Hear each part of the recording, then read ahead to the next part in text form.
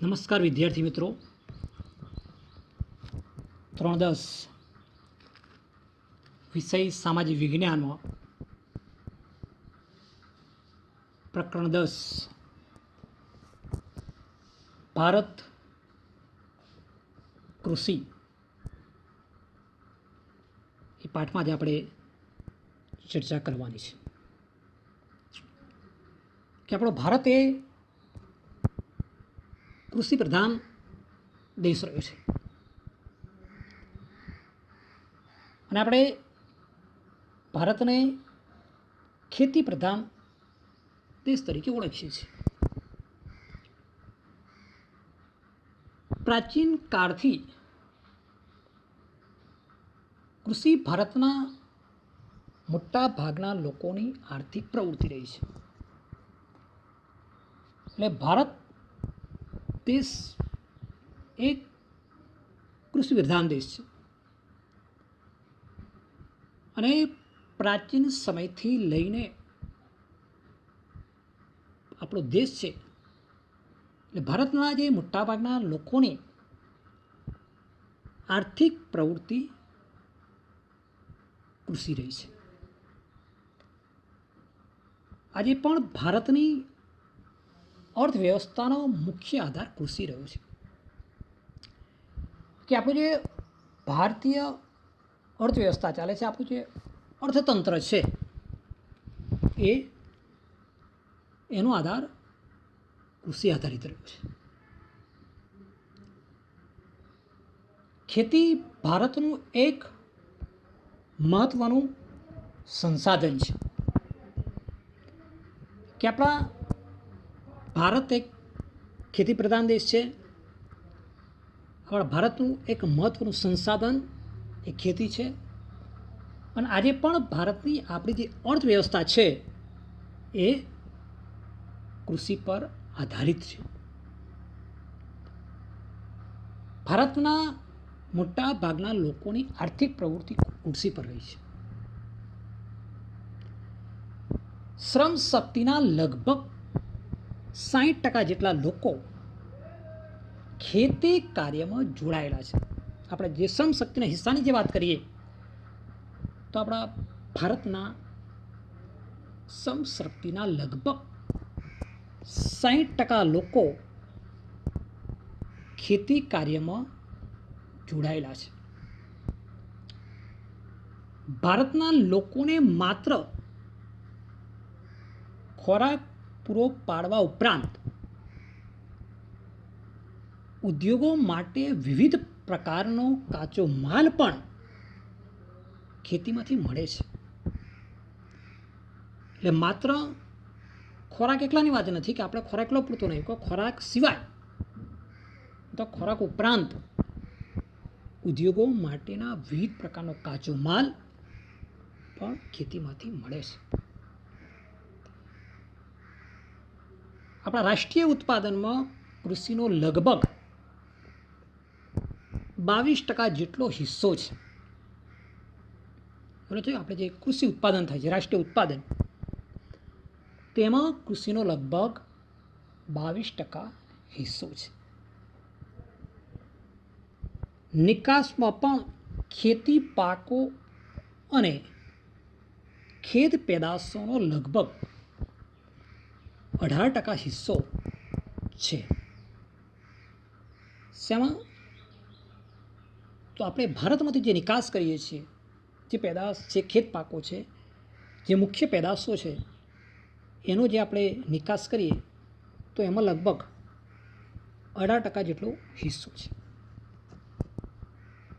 જેનાથી દેશને દર વર્ષે વિદેશી હુંડિયામણ પ્રાપ્ત થાય છે. ભારતીય અર્થવ્યવસ્થા મુખ્યત્વે ખેતી પર આધારિત છે. આમ ભારત એક કૃષિ પ્રધાન દેશ છે અને પૂરી વાત સમજી લેવા જેવી છે કે શ્રમ શક્તિના લગભગ 60% લોકો ખેતી કાર્યમાં જોડાયેલા છે. રાષ્ટ્રીય ઉત્પાદનમાં કૃષિનો લગભગ 22% હિસ્સો છે અને નિકાસમાં ખેતી પાકો અને ખેત પેદાશો લગભગ 18% હિસ્સો રહેલો છે, કે જેનાથી આપણને દર વર્ષે વિદેશી હુંડિયામણ પ્રાપ્ત થાય છે. અને ભારતની અર્થવ્યવસ્થા એ મુખ્યત્વે ખેતી પર આધારિત છે. એટલે ભારત એક કૃષિ પ્રધાન દેશ છે. આપણે એને ખેતી પ્રધાન દેશ તરીકે ઓળખીએ છીએ. બીજો મુદ્દો છે ફળદ્રુપ મેદાનો. બારે માસ પાક લઈ શકાય તેવી અનુકૂળ આબોહવા, સિંચાઈ કુશળ અને મહેનતુ ખેડૂતો વગેરેને લીધે ભારતના મોટાભાગના વિસ્તારોમાં 2 કે તેથી વધુ પાકનું વાવેતર કરી શકાય છે. એટલે ભારતના આપણા ફળદ્રુપ મેદાનો છે, બારે માસ લઈ શકાય તેવી અનુકૂળ આબોહવા, સિંચાઈની સગવડો, કુશળ અને મહેનતુ ખેડૂતો વગેરેને લીધે ભારતના મોટાભાગના વિસ્તારમાં 2 કે તેથી વધુ પાકનું વાવેતર આપણે કરી શકીએ છીએ. તેમ છતાં ભારતમાં ખેતી ક્ષેત્રે પૂરતો વિકાસ સાધી શકાયો નથી. ભારતનો ખેડૂત એકંદરે ગરીબ અને નિરક્ષર છે. સિંચાઈની અપૂરતી સગવડ, અનિયમિત અને અનિશ્ચિત વરસાદ, વધારે વસ્તી, કુટુંબનું મોટું કદ, નાના કદના ખેતરો, પ્રયોગશીલતા પ્રત્યેનું ઉદાસીન વલણ, રાસાયણિક ખાતર, સુધારેલા બિયારણ, આધુનિક યંત્રો અને વૈજ્ઞાનિક કૃષિ પદ્ધતિનો ઓછો ઉપયોગ, શિક્ષિત વર્ગનું ખેતીમાં ન જોડાવું, તેમજ સમાજમાં ખેતીનો કહેવાતો ઉતરતો દરજ્જો વગેરે લીધે વૈશ્વિક ઉત્પાદન સામે ભારતમાં ઉત્પાદન પ્રમાણમાં ઓછું છે. ખરેખર તો ખેતી એ મહત્વનો વ્યવસાય છે. એને આપણે થોડું વિસ્તૃત સમજી લઈએ કે આપણે અહીંયા ફળદ્રુપ મેદાનો છે, બારે માસ પાક લઈ શકાય એવી અનુકૂળ આબોહવા, સિંચાઈ કુશળ અને મહેનતુ ખેડૂતોમાં છે. મોટાભાગના વિસ્તારો એવા છે કે જ્યાંથી 2 કે વધુ પાક આપણે લઈ શકીએ છીએ. તેમ છતાં આપણે ખેતી ક્ષેત્રે પૂરતો વિકાસ સાધી શક્યા નથી. તેનું કારણ તો ભારતનો ખેડૂત એકંદરે ગરીબ અને નિરક્ષર છે. સિંચાઈની અપૂરતી સગવડ છે. આપણું ચોમાસું અનિયમિત અને અનિશ્ચિત છે. એટલે ચોમાસું આપણું નિશ્ચિત નથી, અનિયમિત અનિશ્ચિત, વહેલું પણ આવી જાય, મહિનો મોડું પણ આવે, અથવા તો વર્ષનો વરસાદ 1 મહિના 15 દિવસમાં પડી જતો હોય છે. એટલે અનિયમિત અનિશ્ચિત છે. વધારે વસ્તીની દૃષ્ટિએ આપણે વિશ્વમાં બીજો ક્રમ ધરાવીએ છીએ. આપણે સંયુક્ત કુટુંબની ભાવના એટલે કુટુંબનું મોટું કદ, આપણે અહીંયા નાના કદના ખેતરો છે. પ્રયોગશીલતા એટલે પ્રયોગો કરવા માટે આપણે તૈયારી એના પ્રત્યે ઉદાસીન છે. રાસાયણિક ખાતર હોય, સુધારેલા બિયારણ, આધુનિક યંત્રો અને વૈજ્ઞાનિક કૃષિ પદ્ધતિનો ઓછો ઉપયોગ,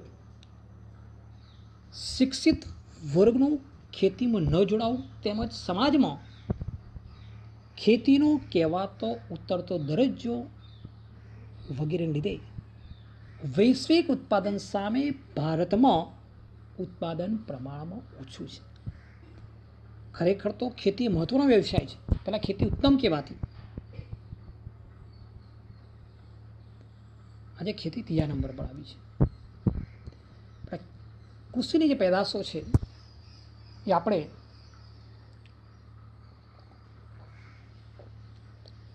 એનો ખોરાક તરીકે આપણે ઉપયોગ કરીએ છીએ. એટલે ખેતીનો વ્યવસાય ઉત્તમ છે. હવે પછી મુદ્દાની આપણે ચર્ચા કરવાની છે કૃષિ પ્રકારો. કૃષિના કયા કયા પ્રકારો છે. ભારતના લોકોની સામાજિક આર્થિક સ્થિતિ, રાષ્ટ્રીય રાજનીતિ અને ભારતનું સમગ્ર અર્થતંત્ર ખેતી સાથે જોડાયેલું છે. સિંચાઈ પદ્ધતિ, ખેત પેદાશો, આર્થિક વળતર જેવી બાબતોને આધારે ખેતીના પ્રકારો પાડવામાં આવે છે. એમાં ખેતીના પ્રકારો અહીંયા 6 છે.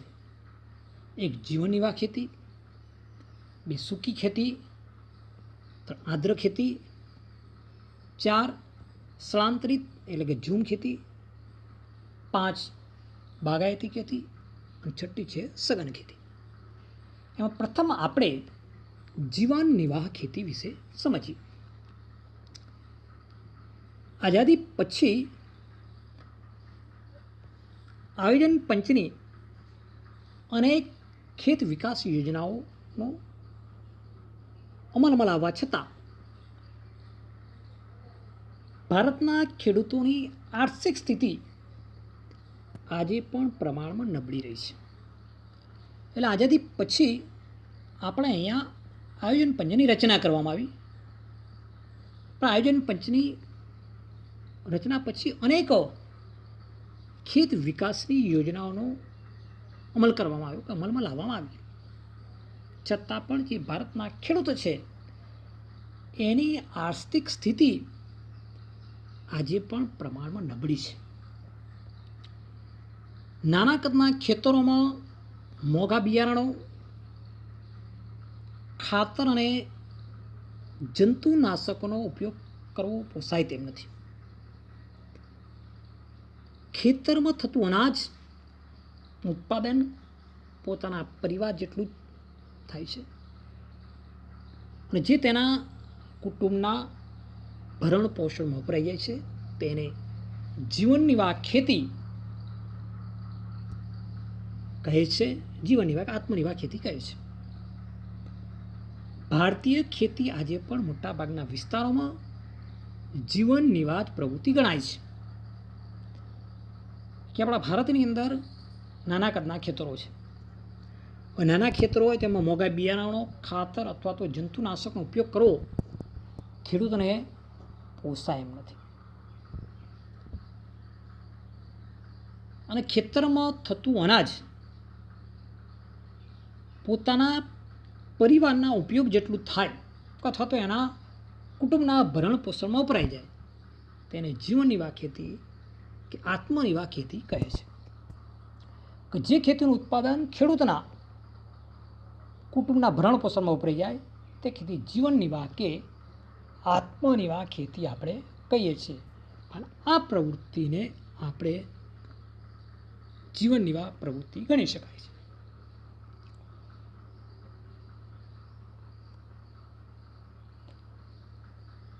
ત્યાર પછી છે બીજા મુદ્દાની અંદર સૂકી ખેતી. સૂકી ખેતી કોને કહેવામાં આવે છે? વરસાદ ઓછો પડે છે, સિંચાઈની અપૂરતી સગવડ અને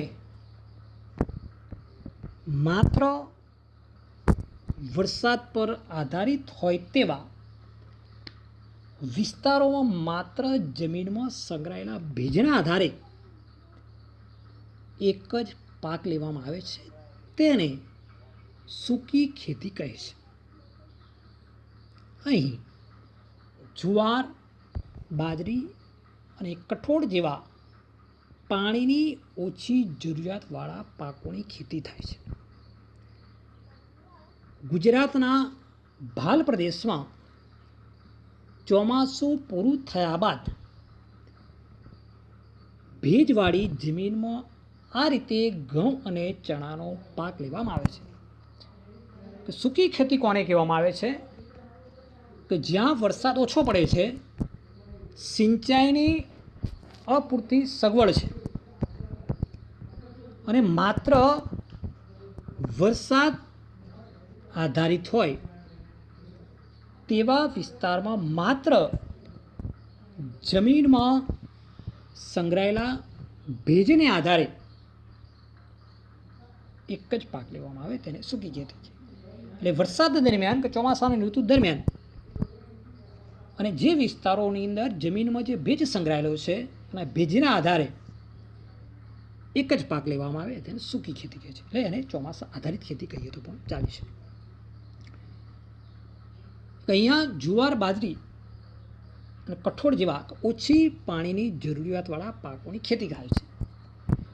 એટલે ગુજરાતનો જે ભાલ પ્રદેશ છે એમાં ચોમાસું પૂરું થયા બાદ આ ભેજવાળી જમીનમાં આ રીતે ઘઉં અને ચણાનો પાક લેવામાં આવે છે, જે સૂકી ખેતી કહેવામાં આવે છે. સૂકી ખેતીમાં આવી જાય છે.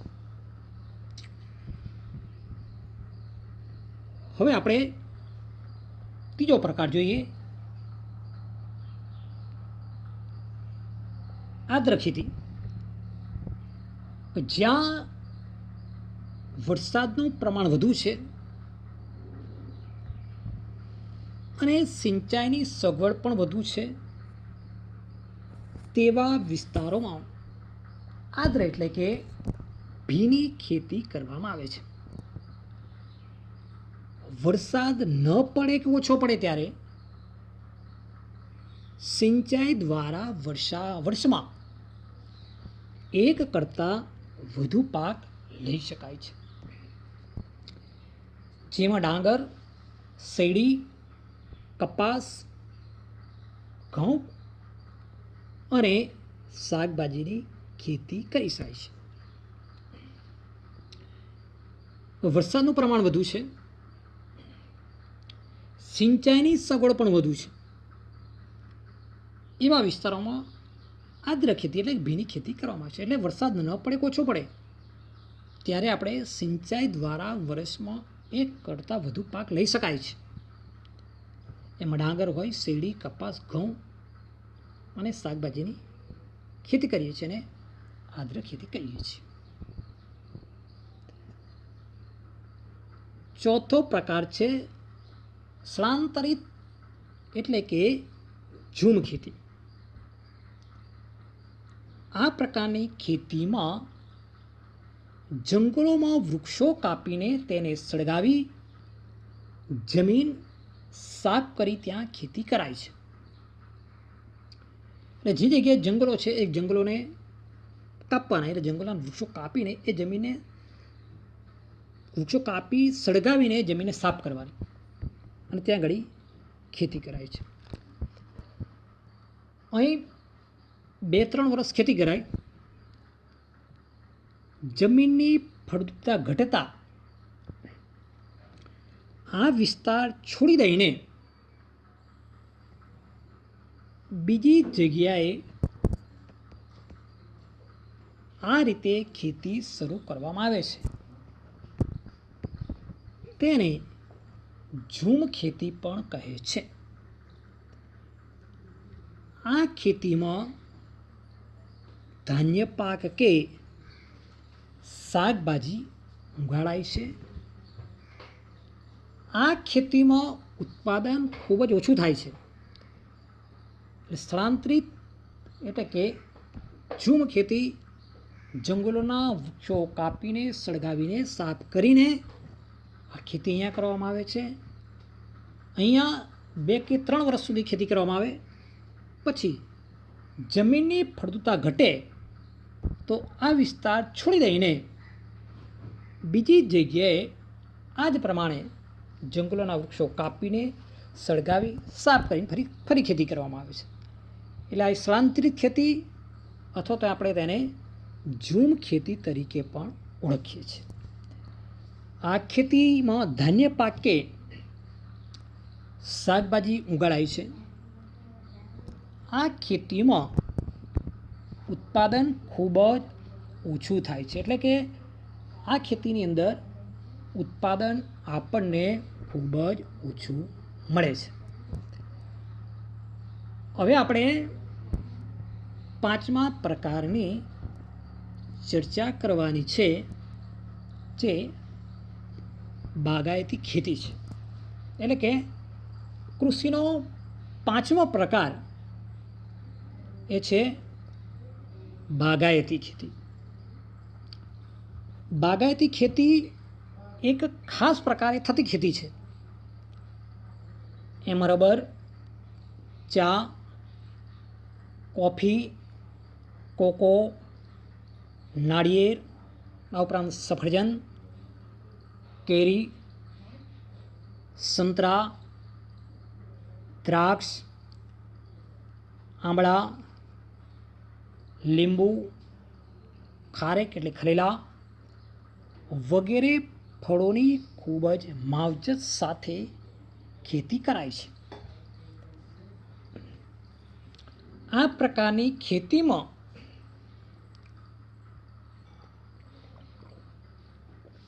વધુ મૂડીરોકાણ, કુશળતા, તકનીકી જ્ઞાન, યંત્રો, ખાતર, સિંચાઈ, પરિરક્ષણ, સંગ્રહણ અને પરિવહનની પર્યાપ્ત સુવિધાઓ હોવી જરૂરી છે. એટલે બાગાયતી ખેતીની અંદર માવજત ખૂબ જરૂરી છે. કે અહીંયા બાગાયતી ખેતી એક ખાસ પ્રકારે થતી ખેતી છે કે એની અંદર ફળફળાદીની ખેતી કરવામાં આવતી હોય, એટલે એને માવજત સાથે.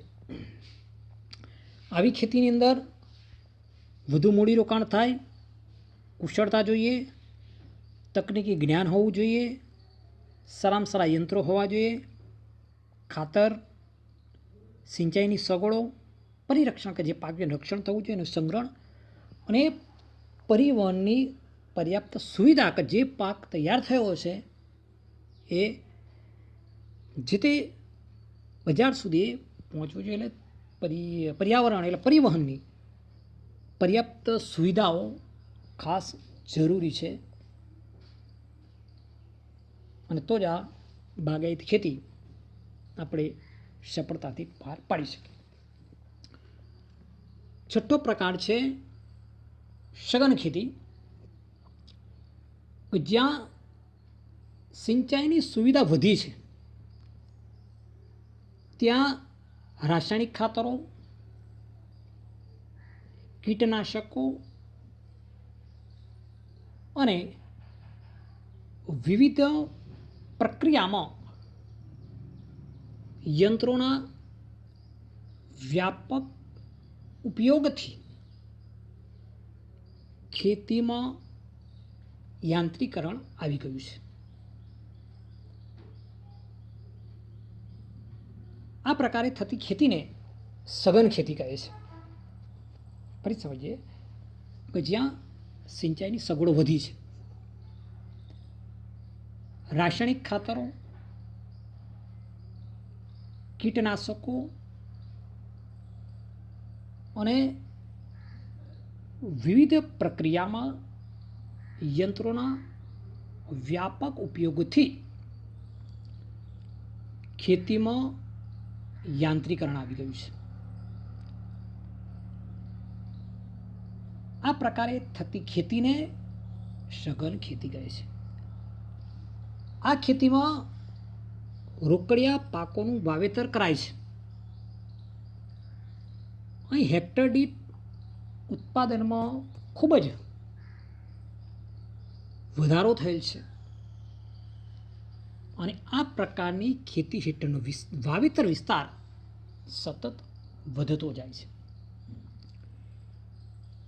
ખેતીમાં આર્થિક વળતરને મહત્વ અપાતું હોવાથી તેને વ્યાપારી ખેતી પણ કહે છે. કે સઘન ખેતી, સિંચાઈની સુવિધાઓ, રાસાયણિક ખાતર, કીટનાશક બધાનો ઉપયોગ થાય, યંત્રોનું યાંત્રિકરણ આવી ગયું હોય, એટલે એની અંદર રોકડિયા પાકોનું વાવેતર થાય. રોકડિયા પાકનું વાવેતર થાય એટલે ખેડૂતોને આર્થિક વળતર સારું મળે. આજે આર્થિક વળતરને મહત્વ આપતું હોવાથી તેને વ્યાપારી ખેતી પણ કહેવામાં આવે છે. એ કૃષિના 6 પ્રકારોની આપણે ચર્ચા કરી. જીવન નિર્વાહ ખેતી, સૂકી ખેતી, આદ્ર ખેતી, સ્થાનાંતરિત એટલે કે ઝૂમ ખેતી, બાગાયતી ખેતી અને સઘન ખેતી. હવે આપણે મુદ્દો લઈએ કૃષિ પદ્ધતિઓ. કે ભારતમાં સજીવ ખેતી, ટકાઉ એટલે કે પોષણક્ષમ ખેતી, મિશ્ર ખેતી વગેરે વિવિધ ખેત પદ્ધતિઓ પ્રચલિત છે.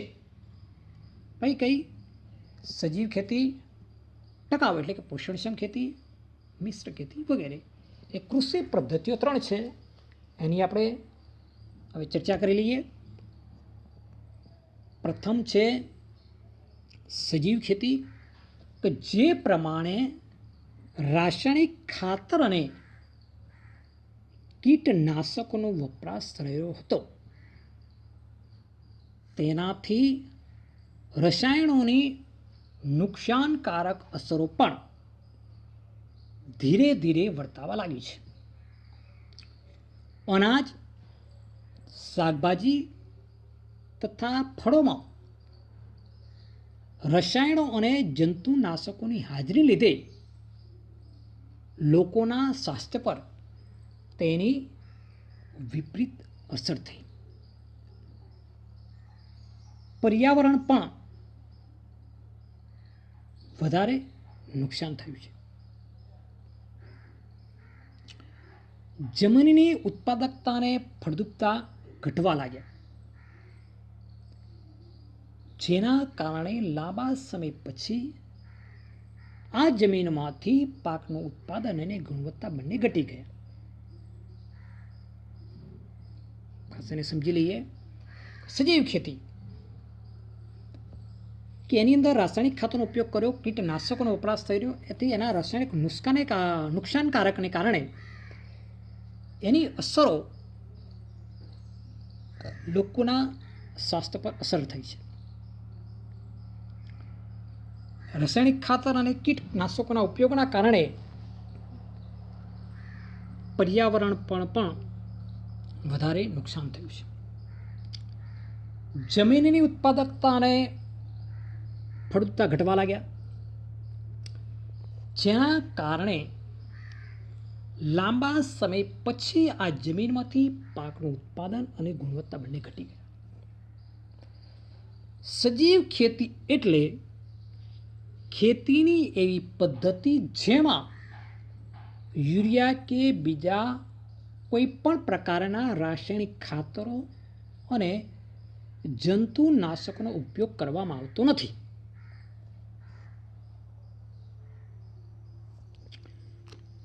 એટલે એમાં પાકના પોષણ માટે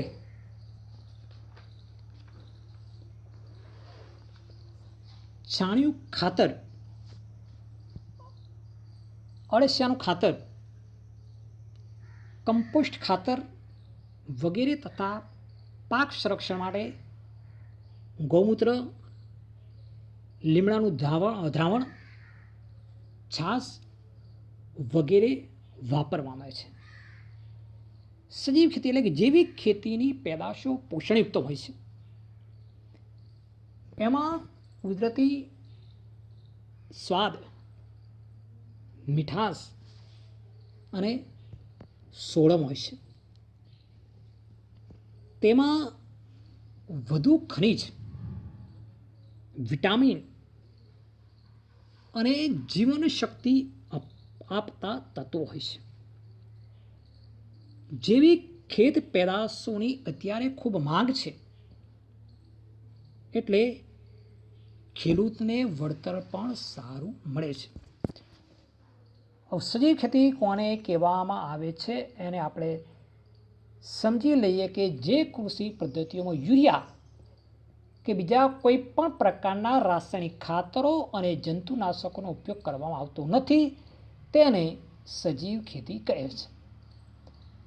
એની અંદર જે પાકનું જે સંરક્ષણ કરવાનું છે એના પોષણ માટે છાણિયું ખાતર, અળસિયાનું ખાતર, કમ્પોસ્ટ ખાતર, પાકના સંરક્ષણ માટે ગૌમૂત્ર, લીમડાનું દ્રાવણ હોય, છાશ વગેરેનો ઉપયોગ કરીએ છીએ. અને સજીવ ખેતી એ જૈવિક ખેતી પેદાશો પોષણયુક્ત હોય છે, તેમાંથી કુદરતી સ્વાદ, મીઠાશ અને સોડમ હોય છે. એની અંદર વધુ ખનિજ હોય, વિટામિન હોય અને જીવન શક્તિ આપતા તત્વો હોય છે.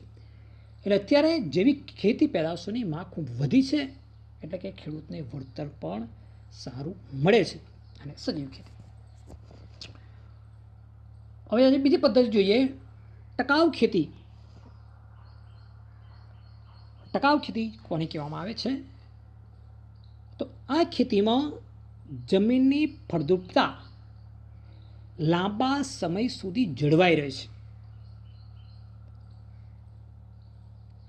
તે માટે પાકની ફેરબદલી,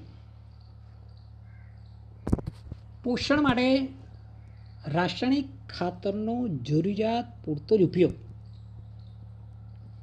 કીટક અને નીંદણ નિયંત્રણ માટે જંતુનાશકોને બદલે જૈવિક નિયંત્રણ, જળ સંરક્ષણ વગેરે બાબતોની વિશેષ કાળજી લેવામાં આવે છે.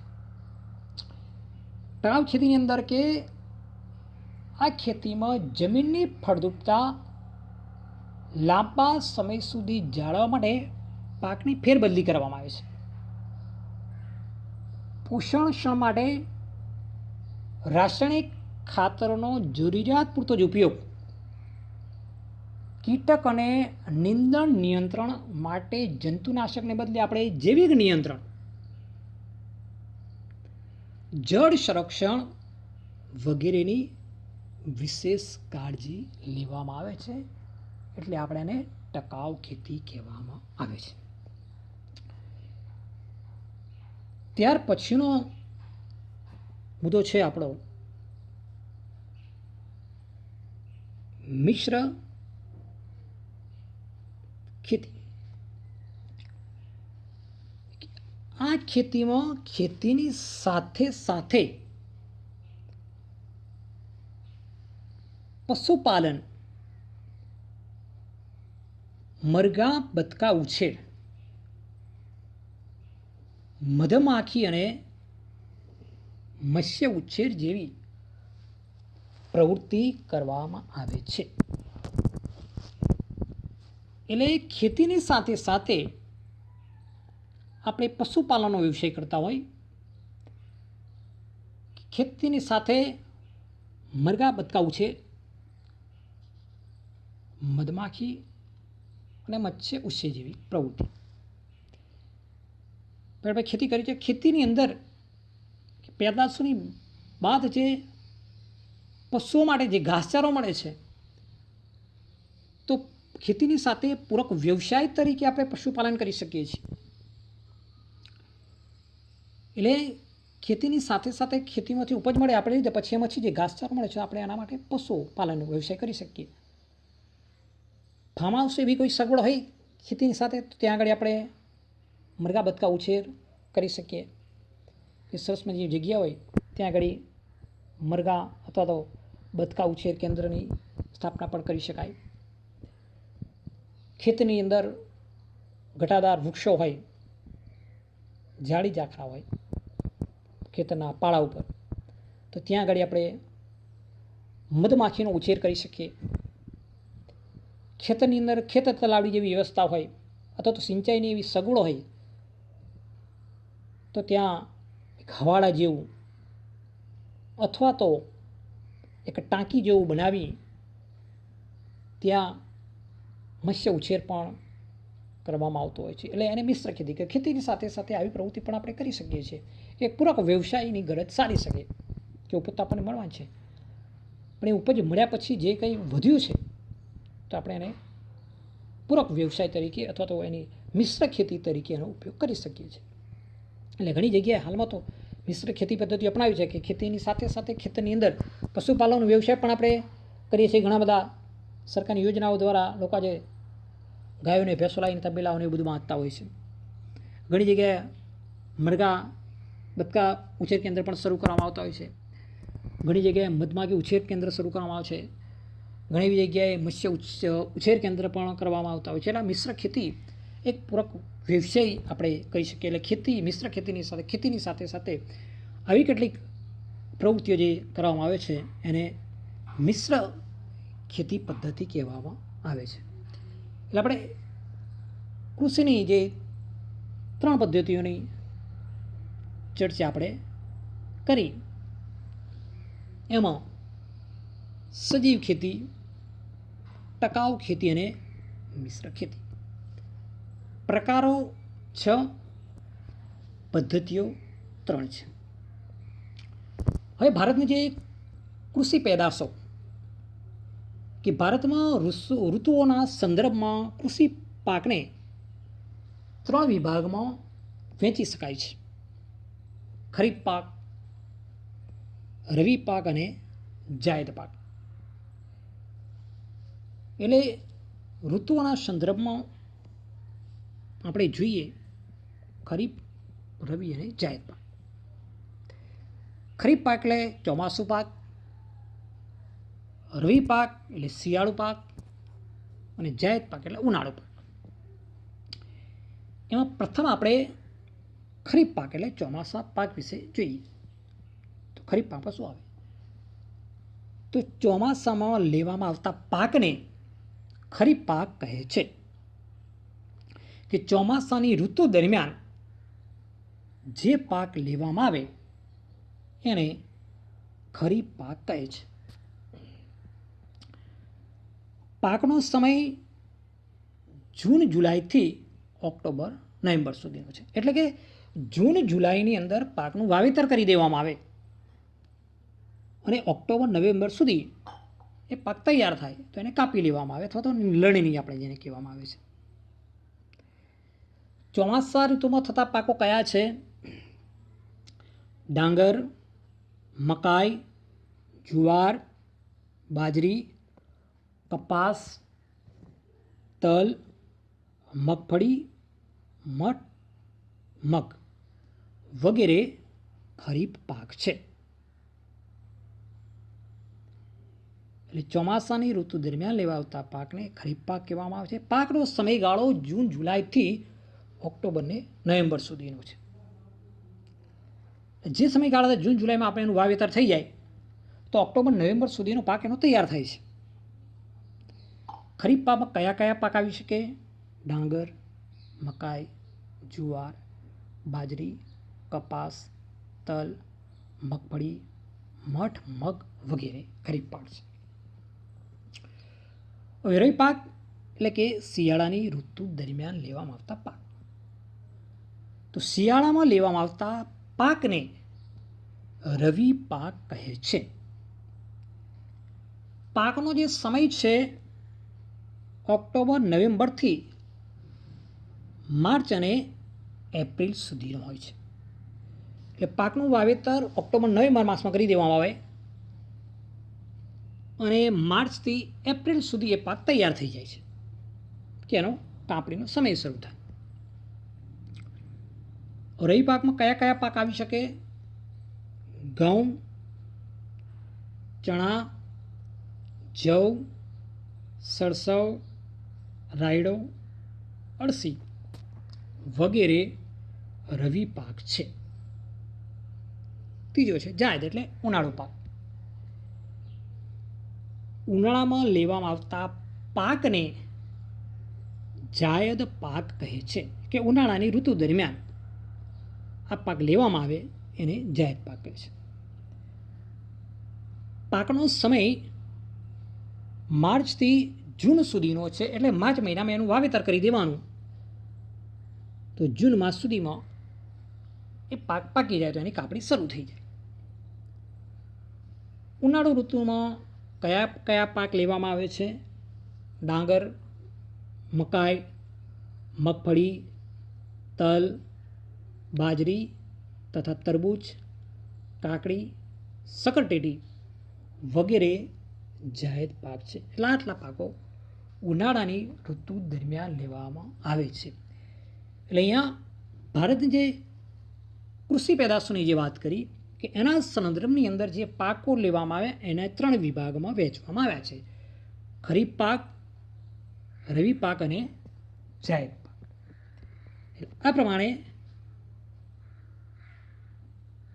ઋતુ દરમિયાન એ પાકને આપણે લઈએ છીએ અને એની એ સમયગાળા દરમિયાન એનું વાવેતર કરવામાં હોય અને એ દરમિયાન એનું કાપણી કરવામાં આવતી હોય. એટલે 3 પ્રકાર આપણે જોયા, વિભાગો જોયા: ખરીફ પાક, રવિ પાક અને જાયદ પાક. એટલે આ પ્રમાણે આ તાસની અંદર આપણે કૃષિના પ્રકારો અને કૃષિની પદ્ધતિઓ, એટલે 3 પદ્ધતિઓની આપણે ચર્ચા કરી છે.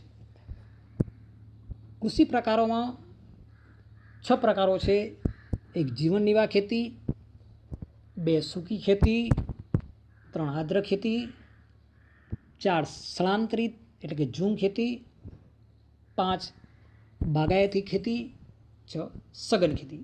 આ 6 કૃષિના પ્રકારો છે. કૃષિની પદ્ધતિઓ: સજીવ ખેતી, ટકાઉ ખેતી અને મિશ્ર ખેતી પદ્ધતિ. પ્રકારો 6, પદ્ધતિઓ 3 છે. ત્યાર પછી ઋતુ સંદર્ભમાં જે કૃષિના જે 3 વિભાગો પાડ્યા છે એની પણ આપણે ચર્ચા કરી. એટલે આ તાસની અંદર આપણે કૃષિના પ્રકારો અને પદ્ધતિઓ એની ચર્ચા કરેલી છે કે કયા કયા કૃષિના પ્રકારો છે અને કઈ કઈ પદ્ધતિઓ આપણે અપનાવવાની છે અને એની જે પેદાશો છે એના જે 3 વિભાગોમાં આપણે વહેંચ્યા છે કૃષિ પાકને, એની ચર્ચા કરી છે. અન્ય જે મુખ્ય પાકોની ચર્ચા: ધાન્ય પાક આવી જાય, કઠોળ આવી જાય છે, તેલીબિયા. એની ચર્ચા આપણે ફરીના તાસમાં કરીશું. અહીંયા કૃષિના જે પ્રકારો અને કૃષિ પદ્ધતિઓની જે ચર્ચા કરી એની જે PDF તમને આપવામાં આવે એ PDF મુજબ અને પાઠ્યપુસ્તકને આધારે તમારે તૈયારી કરવાની છે. મુદ્દાસર વ્યવસ્થિત લખાણ હોવું જોઈએ. એટલે લખવાની પ્રેક્ટિસ ખાસ રાખશો કે સમાજની અંદર લખાણ વિસ્તૃતને સચોટ જોઈએ. મુદ્દાસર કે કૃષિ પ્રકારો પૂછાય તો 6 અને પ્રકારોની રીતે સમજાવવાના, એના મુખ્ય મુદ્દા તારવી લેવાના. કૃષિ પદ્ધતિઓ પૂછી હોય તો એની 3 પદ્ધતિઓ સમજાવવાની. મુદ્દાસર આમ લાવો લાગુ છે કે ના હોય લખાણ છે. કૃષિ પેદાશોની જે વાત કરી હોય તો એ મુજબ તમે એને સમજાવી શકો છો. એટલે અહીંયા આ 2 પ્રશ્નો પણ જોઈ લેવાના કે ભારતના કૃષિના પ્રકારો જણાવો અને કૃષિ પદ્ધતિઓ કઈ કઈ છે, તો એનો પણ તમારે ખ્યાલ રાખીને એની તૈયારી કરતું રહેવાનું છે. એટલે કૃષિના પ્રકારો કયા? તો 6. કયા કામ આવે? તો જીવન નિર્વાહ ખેતી, સૂકી ખેતી, આર્દ્ર ખેતી, સ્થળાંતરિત એટલે ઝૂમ ખેતી, બાગાયતી અને સઘન ખેતી. અને કૃષિ પદ્ધતિઓ પૂછવામાં આવે: સજીવ ખેતી, ટકાઉ ખેતી અને મિશ્ર ખેતી. આ પ્રમાણે તેની 3 પદ્ધતિઓ છે. એટલે PDF આપવામાં આવે એના આધાર પર તૈયાર કરજો. સાથે સાથે પાઠ્યપુસ્તક પણ તમારે સાથે રાખવાનું છે અને ઋતુ સંદર્ભે જે ત્યાં વિભાગો પાડવામાં આવે એની પણ ખાસ કદાચ તફાવતમાં પૂછી જાય: ખરીફ પાક તો રવિ પાક, રવિ પાક તો જાયદ પાક, જાયદ પાક તો ચોમાસું પાક. એટલે કોઈ પણ 2 પૂછાય તો એની અંદર આપણે 3 તૈયાર કરવાના કે ચોમાસું પાકમાં શું આવી જાય, રવિ પાક એટલે શિયાળુ પાકમાં શું આવી જાય અને જાયદ ઉનાળુ પાકમાં કઈ કઈ બાબતો સમાવેલી છે. એટલે આ મુદ્દા એ સમજાવે કે ચોમાસા દરમિયાન લે ચોમાસું એને ખરીફ પાક કહેવાય, શિયાળા દરમિયાન લેવા માટે રવિ પાક કહેવાય અને ઉનાળામાં જાયદ પાક. એનો સમયગાળો લખવાનો. ચોમાસું હોય તો જૂન જુલાઈથી ઓક્ટોબર નવેમ્બર, શિયાળું હોય તો ઓક્ટોબર નવેમ્બરથી માર્ચ એપ્રિલ સુધીનો, અને ઉનાળુ પાક હોય તો માર્ચથી જૂન સુધીનો. આ પ્રમાણે એના 3 વિભાગો પાડ્યા છે. પછી એ દરમિયાન કયા કયા પાકો લેવામાં આવે છે એની પણ વિગતો તમારે લખવાની છે. એટલે આજે આપણે આ તાસની અંદર 2 મુદ્દા કૃષિના પ્રકારો અને કૃષિની પદ્ધતિની ચર્ચા કરી છે. એની તૈયારી કરશો, એની PDF આપવામાં આવે એ મુજબ લખાણ લખી અને તૈયારી કરશો. આજે આપણે આટલા સુધી રાખીશું. હવે પછીના મુદ્દાની ચર્ચા બીજા તાસમાં કરીશું. ત્યાં સુધી અસ્તુ.